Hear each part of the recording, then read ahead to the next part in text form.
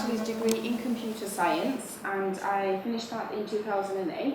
After I finished, I was unsure of what I wanted to do. I didn't want to follow the stereotypical path of being a computer programmer and being stuck in a room all day coding and fixing stuff. Not that there's anything wrong with that, it just wasn't for me. I wanted a change of scenery and to try and explore and do fun things. So I went abroad and became a television presenter.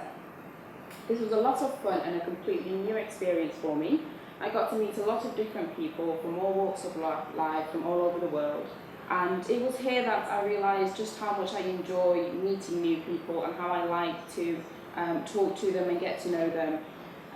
Now, aviation has always been a very keen area of interest to me. My father is the top legal advisor to several international airlines, and this further made me more interested in this subject.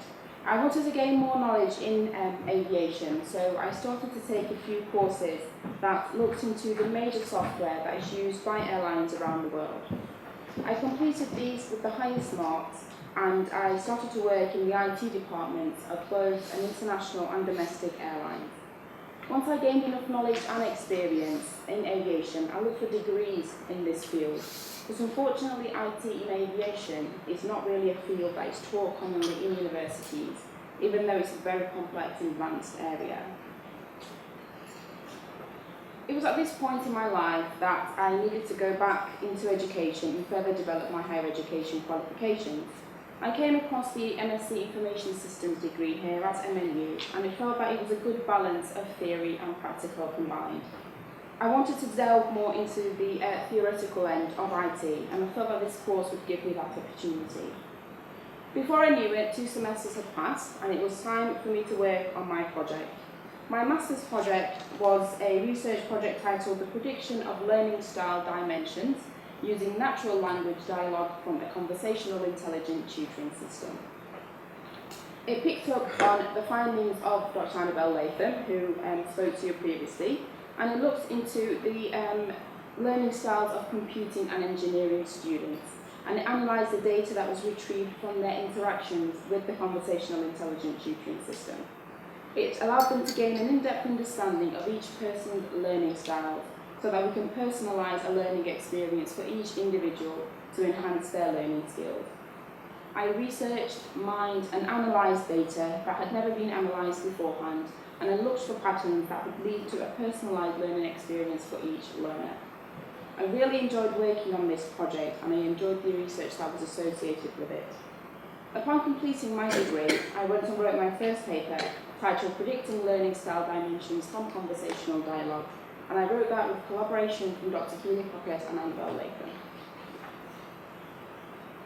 I plan on doing a PhD, and I'm currently looking into the different research projects here at MNU. I work very closely with the university's IT services, and working on a couple of projects, mainly research into their big data centres and machine learning, and the ethics that are associated with them.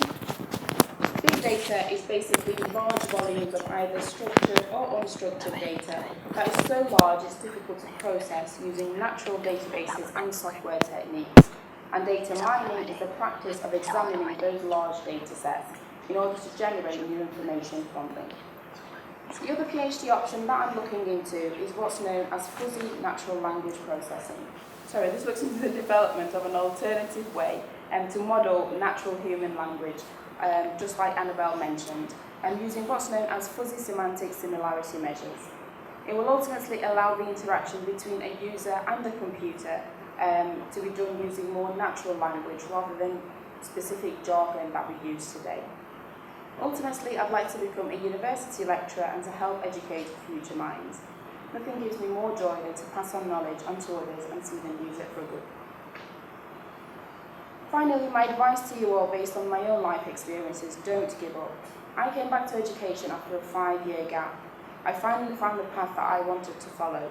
Don't be afraid to go out there and try and explore different things. Never give up on learning and try to obtain as many qualifications and certificates as you can. Failure is just a part of learning and is a stepping stone.